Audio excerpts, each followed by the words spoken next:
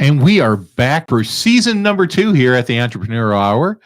You're with your host, Robert Goltz. We have a great store and lineup for you today. We're going to be talking about some movement going on, some movement specifically in the aspect of individuals moving from other countries right here to the United States to start their business and some of the ups and downs of that. And we have a great guest with us today, Vincent, and I'm going to say it wrong, Vincent, Lanten?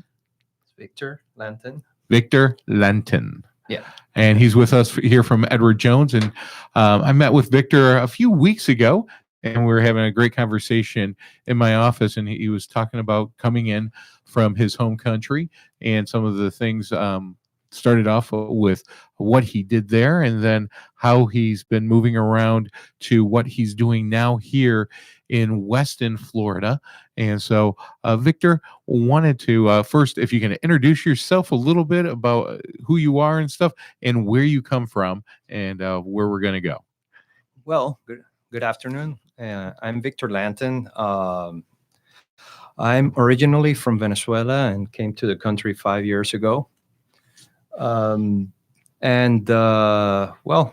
as much of immigrants, we have to start over from coming there and coming here to this country and start over from scratch. Excellent. So, Victor, let's start off with the history of you being in Venezuela. Talk a little bit about some of the companies you worked for, and not necessarily naming those companies, but your positions in those companies. And I know the other day you were telling me how you got your first job there in Venezuela. So we'll start there and then talk about moving over to the United States. Yeah, perfect. I started like 25 years ago on corporate America, but based in Venezuela. I started a soft drink company back there in Venezuela, one of the top companies in the world. And the funny story about that is that they were looking for a guy to hire that speak English, and I spoke English at the time, and they didn't need it, like Excel savvy or something like that. What they needed is somebody that speak English, and I was there at the right time, the right moment, and I started a venture there, a professional, let's say, journey of almost 13 years into that company. From there, I went to do a master's degree and then went back to the corporate world. But in those 13 years, I was from a simple clerk. I moved up all the way up to let's say, senior management.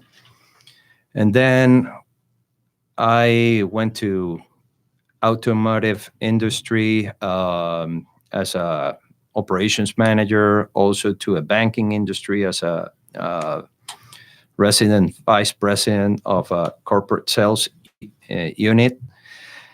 And then I went to technology. From the banking to technology. Motorola is, sorry, I slipped. That's okay. The brand. You can mention them. I was just saving them for your own. No. Well, Okay. but I spent a few years there.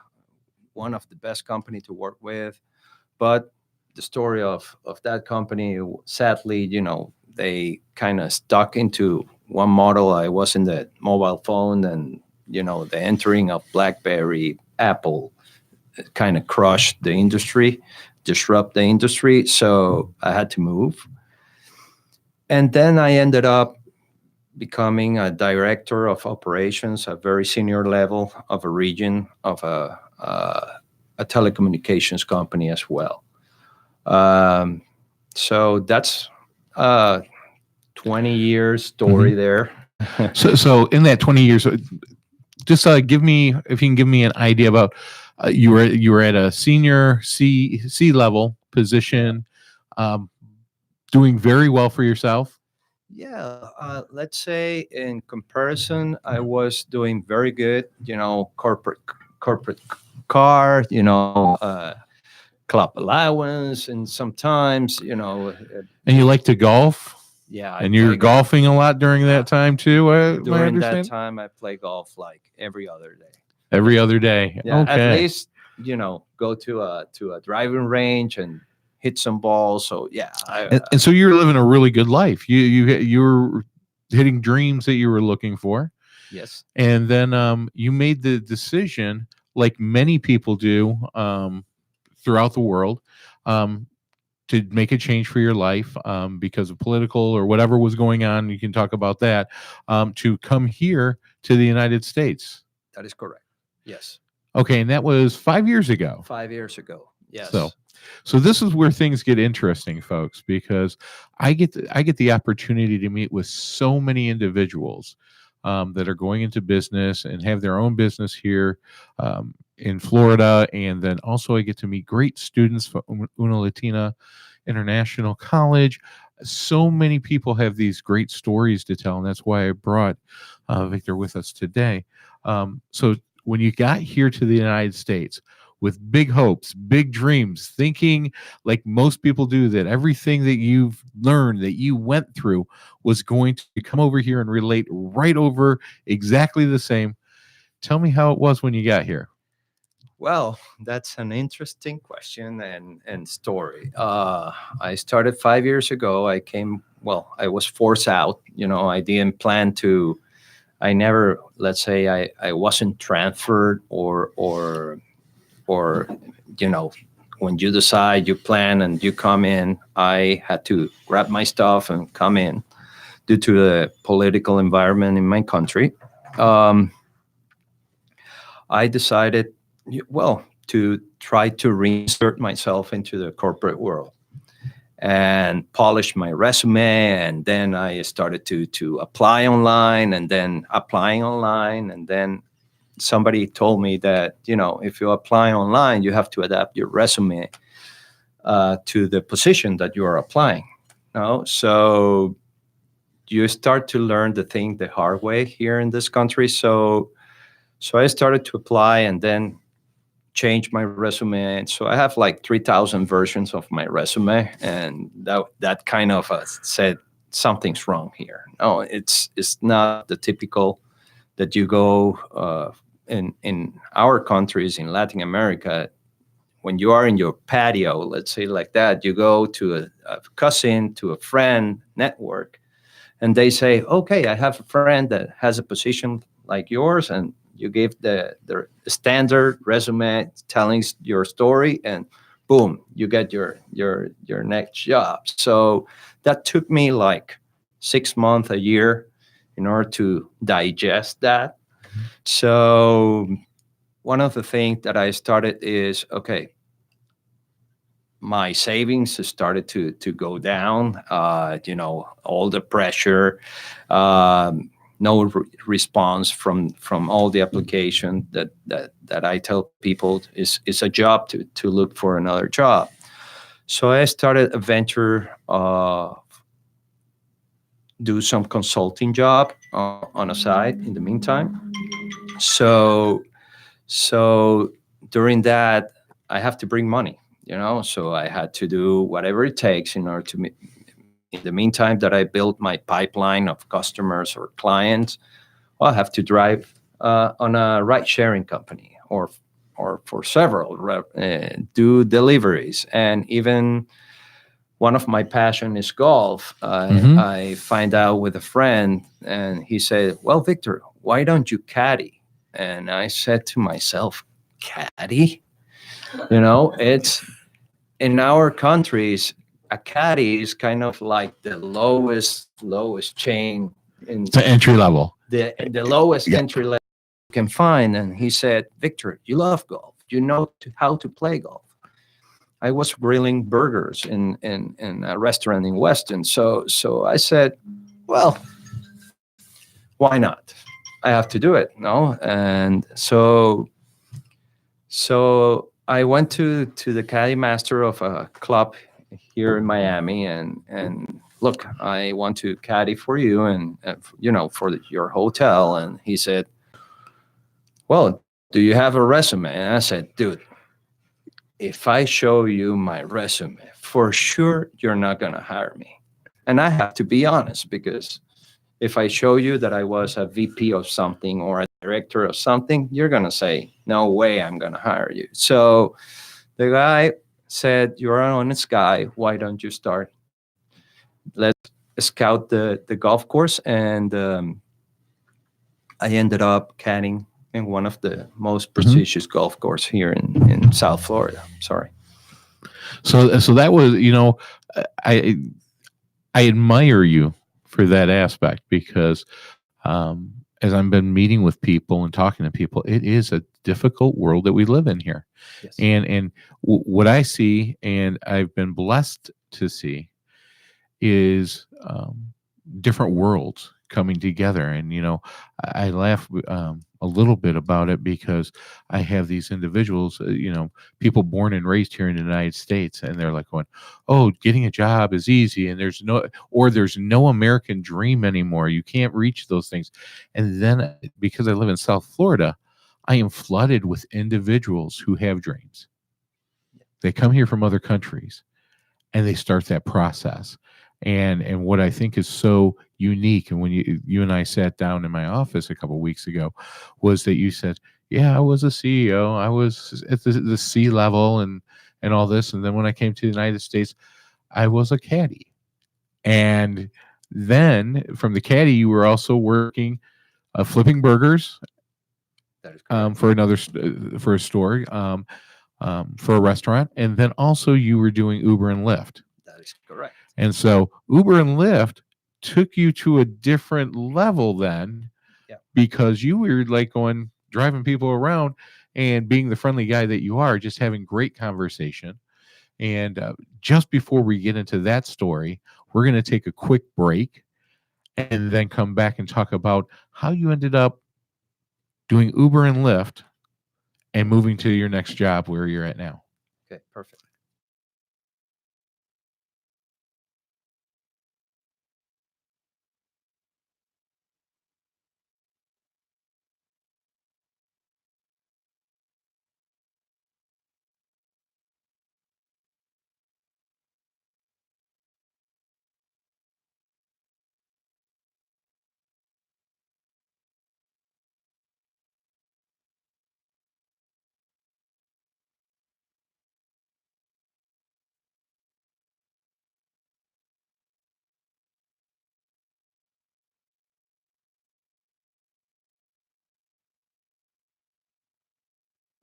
So we're back on here. We're having a great conversation talking about from here to there, talking about one man's life and challenges in moving to America.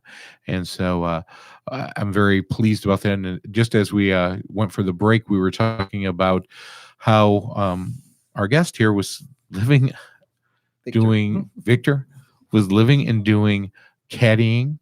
He was working in flipping burgers at a restaurant and things of that nature after he was a prominent C-level executive in Venezuela and moved over here because of political reasons in that process. So, Victor, let's go into this next portion and let's talk about the driving of Uber.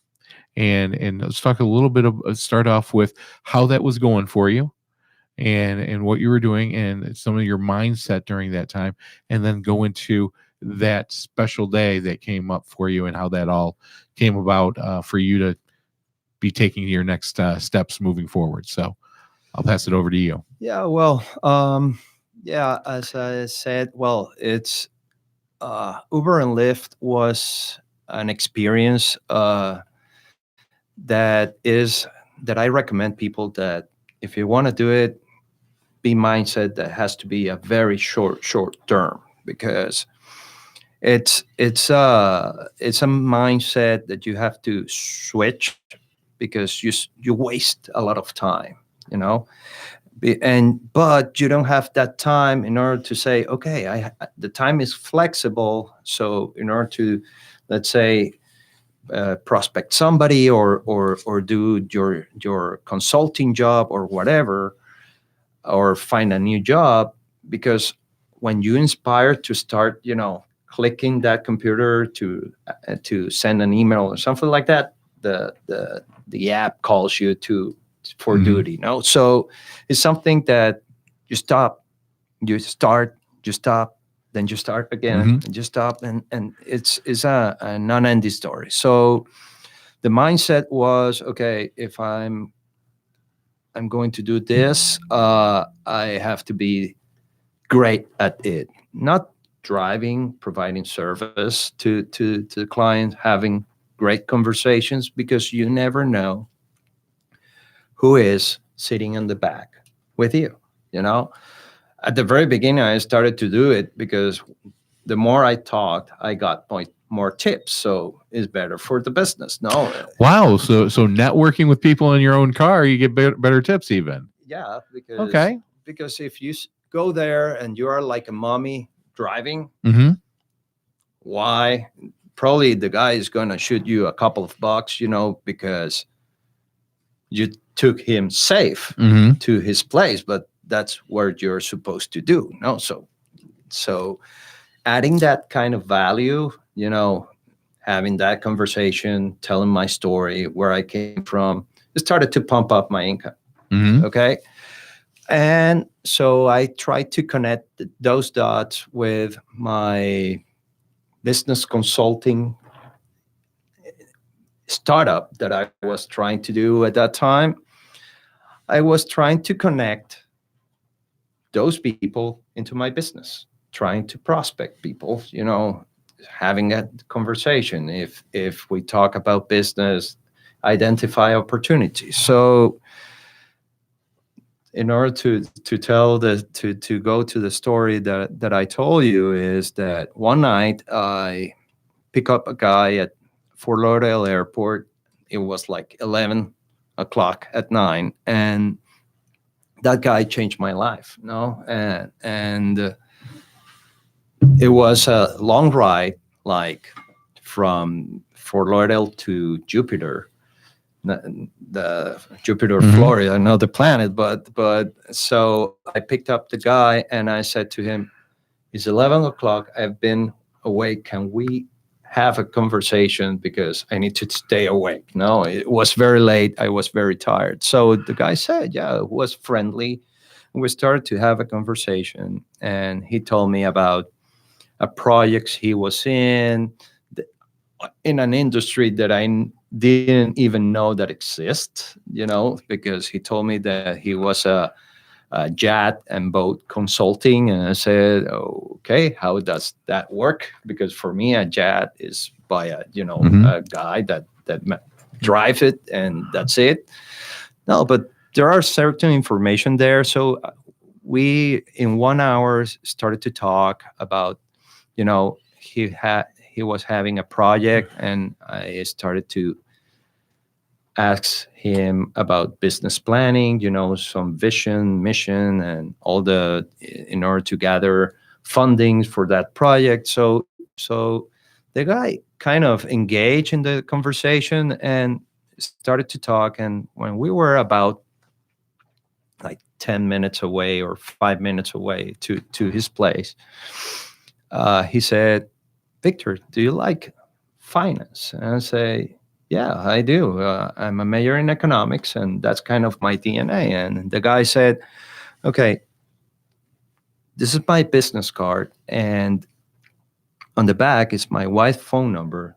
She is a recruiter for this company. Do you know it?" And I say, "I've heard of it, but," and she's gonna interview you. Call her, and I'm gonna talk to her about you. But call her about 10, or something, because it's very late, and I'm going to speak with her very early in the morning." So I said, "Okay, great." So from 12 that I left him till 10, it was like 3 days. No, it was like 10 hours that became like 3 days. I woke up at 4 o'clock. I polished my resume. So I started to, to do a lot of stuff. And then at 9:59, I remember I picked the phone and I called the girl, the lady, and she said, I introduced myself, and this is Victor, the Uber driver of your husband. I didn't have a clue, what to say. And she said, well, Victor, send me your resume, because I spoke with my husband and he said that if I don't hire you, I'm not. Well, I started a process to become part of this company, but it was an amazing journey. It has been an amazing journey. Yeah, it is. It's, so many people take life for granted. Yeah. And that's the one thing that when we talked, I thought to myself, who did I want to bring back? Who did I want to bring for that first show for season 2? And I'm starting to look, and I'm thinking to myself, last year we interviewed a lot of different people, but they were all established business people in the United States. Mostly, I think almost everyone born and raised here for the most part. And I started thinking about the college and what the college brings here to individuals from all walks of life, and brings. So, Victor, if you don't know, Una Latina International College brings in students from all over the world. Yep. And what they do is they help teach them Spanish and business, and really focuses on business here, which is great. Yep. It's a small little campus, but the students here, I've had the opportunity to meet the students and meet the staff and the founders, which have incredible, which we had their story on before. But so many great things about the future for individuals. And the reason why I come here all the time is because I get inspired when other people tell me there is no hope. There is hope. And so this year I had the opportunity. I've done some work with them over the last couple of years, but this year I also got to speak at graduation. And I didn't think much about my speech. It was more of an inspiration from these students graduating and hearing some of their stories about where they came from, and how they've made their way here in the United States through the help of the college. And so when I heard your story, I was like going, wow, this is exactly what Una Latina is doing. A little bit different. They're bringing students in before they get to that CEO level, but even some of the students that you've had have master's degrees and stuff from other countries that have come back here to restart, typically starting English first and moving forward with that. But just an inspiration, just as you are when I spoke to you. So it's funny because when I talk to other individuals, they're always struggling. And even, what I hear is I can't get the jobs as easy as I did in my home country. And I think what you had said at the beginning, where in your home country, and it is this way in the United States too, where you meet people and your brothers, your sisters, your in-laws and stuff help you get that first job, is so true. And then when you make a decision, or a decision is made for you, as in your case, Yeah. to leave and come to another country to start from scratch again. And yeah, you may have some family members here, but it is a different world. Yeah, it is. And so that's very inspiring. So what I'd like you to, if you can just talk to our listeners and tell them a little bit and give them some words of encouragement and what you did. What were key things in your mindset? Because I know when we originally talked, when you first got here, you thought, hey, I'm going to get right into that C-level position and chair right again because I have those skills. And it didn't happen that way for you. And you humbled yourself and you said, hey, I'm going to flip burgers. I'm going to do whatever it takes and keep on opening opportunities. Tell me, can you give our listeners some ideas of what they should be doing as they're coming into this same situation as you did? Yeah, of course, definitely, Robert, and thank you for inviting me. Is very inspiring for me too. No, so because I remember some of the stuff, and you cannot have nothing for granted. So you have to be humble enough to say, whatever I was, that's in the past. You have to flip that page and start all over. Uh, a friend of mine said to me, Victor, yeah, you want a six-figure salary or whatever. Uh, did you study here? No. Did a master's degree? Yeah, I have a one. No, no, but here in this country. Or no, I don't.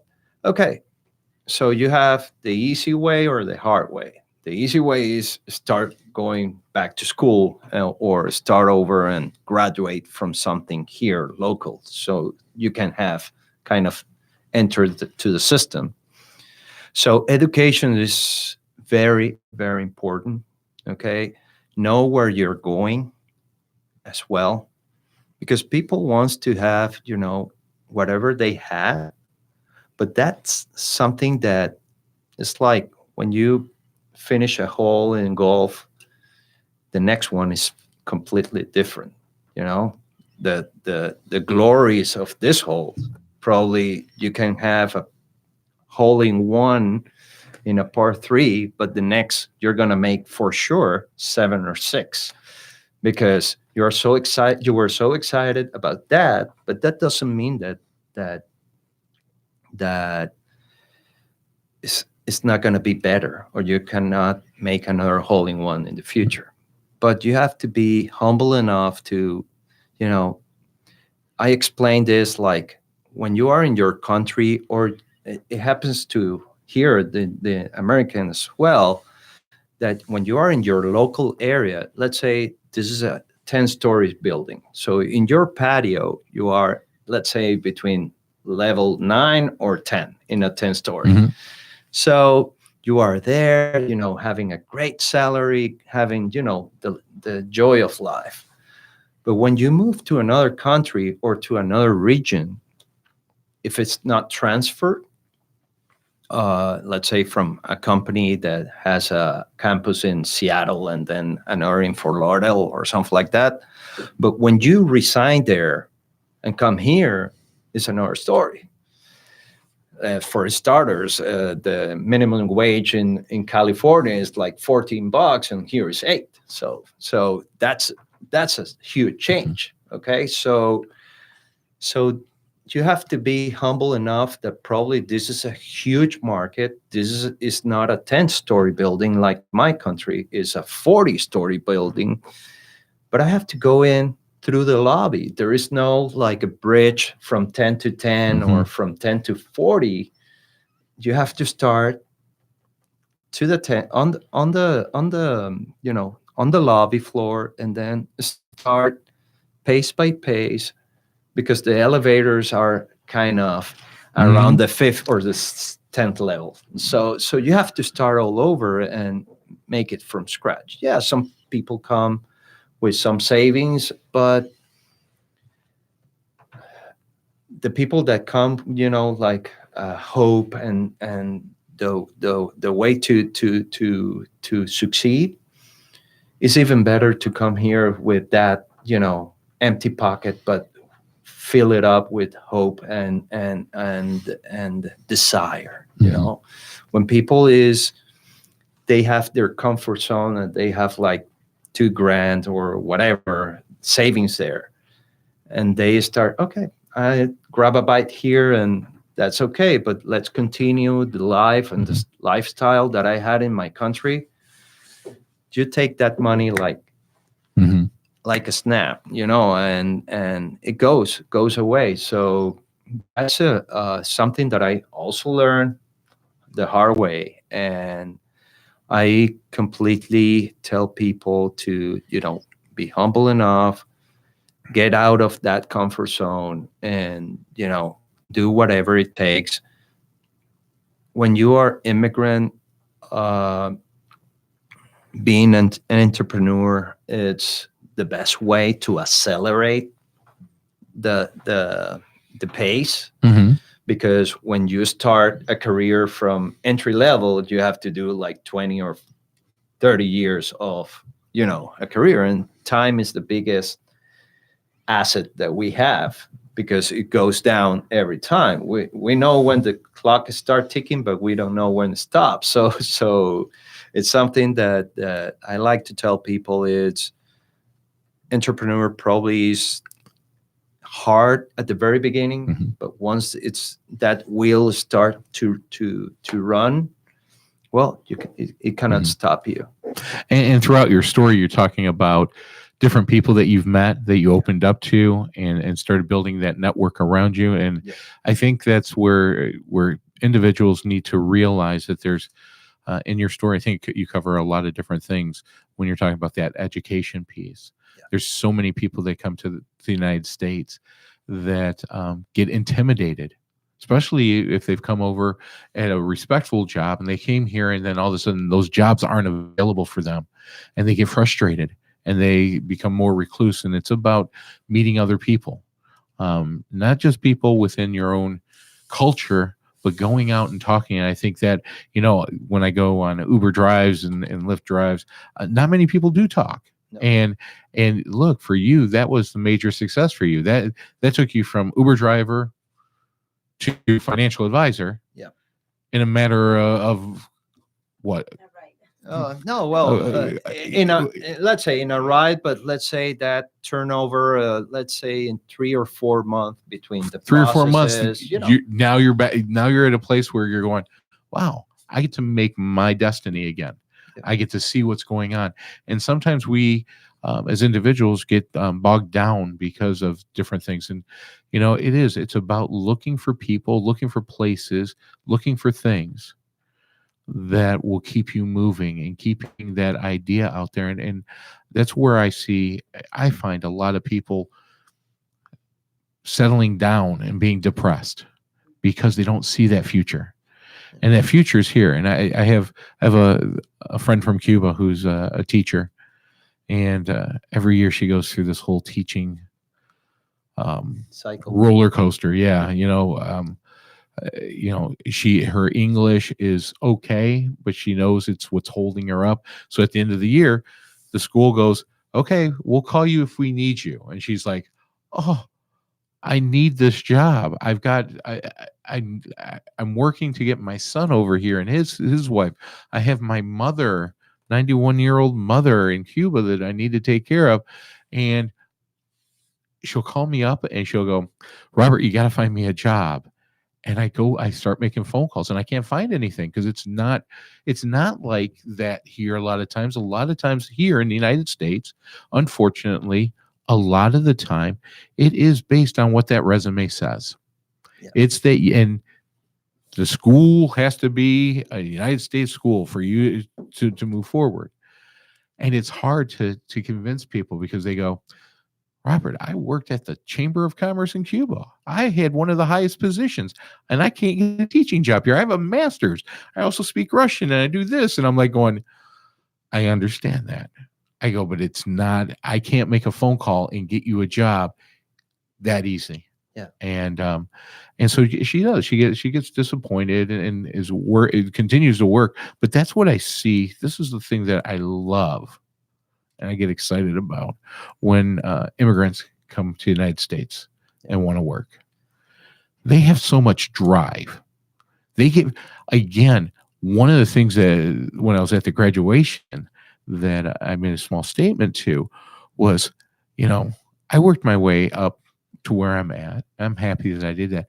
But even with me moving around the country for the chamber industry, for my job, I never left my family. I never left everything that was true to my heart. And, if I have an issue, I can always go back to Michigan real easily and say, hi, hey, everybody, I'm back. And they're a phone call away and things. And I can go see them whenever I want because we're in the same country. That is not the same for many individuals that are coming into South Florida right now. And it does say a lot about you and others. Yeah. That you've given up everything and started from scratch. And for you, for me, you are an inspiration to others in the aspect that you said, you know what, whatever it is, if I got to be a caddy at the golf course, and granted, I say that because I think that is so phenomenal about it. Yeah. But I remember you talking, going, hey, Robert, the good thing about that is I got to play golf every day and get better at that course too. Yeah. When I wasn't caddying, I got to golf. So yeah. You told me the positives about that. And that same day, the first time we were supposed to meet, you ended up having to cancel the meeting with me so you could go golfing with a client. That is correct. And for some people, they would have got, oh my gosh, I'll never go to a golf course again because I had to work there. Not you. You're like going, hey, whatever chance I get out there, I'm still going out there in whatever capacity. How am I going to take my life forward? How am I going to continue to move? And again, relating that back here, Marcella, to what you and your family does for so many. And most people don't even realize what happens between these walls every day, every year, of the inspiration that you provide your students, and the openings of life that you provide for them here. And I love when you guys tell me about the little shop in Hollandale and all these other people, about those stories of, hey, you know what, they came here. And it's funny because last year we had a few of the students come in here, and it was kind of giggly stuff, almost just like high school, college girls and guys coming in talking. And all of them were like, yeah, and had fun, but all of them, I don't think one that I've ever met here didn't have that that desire for something more. And it was so fun because some of them were going, yeah, I live with this other person from my country. No, I haven't seen my family for so long. And I talked to them. And at the same time, while it breaks my heart, I'm like going, gosh, these are the students that we want. These are the students that for businesses are going to thrive in business. And when I hear other individuals that were born and raised here take it for granted, you know what? When I lived in the Midwest, I probably was that way. I took living in the United States for granted. And I listen to people say, oh, the American dream is gone. And I hear it. I still hear it today. The American dream, there is no. And then I look for people like you who come in from the outside and make it happen for themselves. And I'm like going, no, the dream's still here. We just forgot how to get that dream. We became sleepers, not dreamers. And that's where I see you. I see the students from here. I see so many people in South Florida that are truly dreamers, not sleepers in that. Yeah, but at some point at the very beginning, the American dream is a nightmare. Yeah. Okay. For sure. But that takes you out of that comfort zone. Actually, connecting the dots. One of my passions is help people. And you as well, because you are in the chamber. For your friend, you gave me a couple of pieces of information that she can develop a business for her, because if she was in a chamber, you got connection. You just mentioned Hallandale. It's full of Russian people. And Absolutely. she speaks in Russian, so she can make networking there in order to do tutoring to people that is coming from Russia, to put them into the school school system here. So if she has those knowledge and connecting the dots, probably she will make more than what she's making as a teacher for probably 12 or 15 bucks an hour. She can charge probably $35 or $40. Exactly. So it's kind of crack the egg and I see that as a major aspect for immigrants coming over. Yeah. Don't look for a job. No. Don't look for a job. Don't work for somebody else, because you bring it over those skills. Don't let our society, don't let the United States society look at you and say, oh, your degree doesn't matter. This doesn't matter. That doesn't matter. All that matters here. You just got to repurpose it here. You got to say, okay, I'm not going to be this, but I can change and be this with the skills and talents that I have, and really make it. And, those are the things that are inspiring. And so, Marcella, I know we were only going to do half an hour show, and we've gone over a little of that. But again, as always, I want to thank you and your family for offering me this opportunity to do a show. And I think this is a great start off for season 2, talking a little bit about what you guys do here at the college and tying that in. And you're going to have a little bit of a different show coming up. We're going to be talking to actual students from the college in future episodes.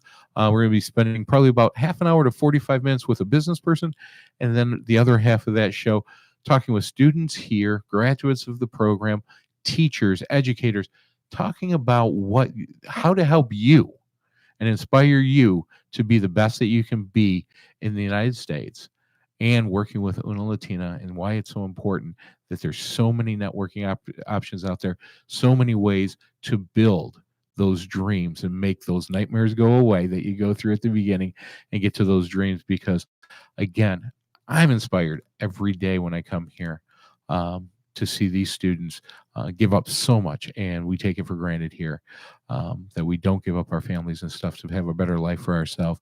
And don't take it for granted, folks. I'm just telling you, I would never want to be in any of these people's shoes. I'm happy where I'm at. I'm happy to have the life that I have and the opportunities to be able to share what goes on here at Una International College every 2 weeks. Thank you, Marcella. Again, watch for us. We'll be back in 2 weeks with another show for you. And if you missed the show, any of our shows, you can definitely catch them on the website at let Marcella give the web address. Unilatina.edu. Unilatina.edu. Or you can also go to our YouTube channel at Unilatina International College. So both of those, write those down. We have a lot of information from our past conference and our past shows. Again, thank you, Victor, for being here, for being an inspiration. Thank you, Marcella and her family, for allowing me to do this show, the Entrepreneurial Hours. And again, my name is Robert Golt, and I'll see you all later.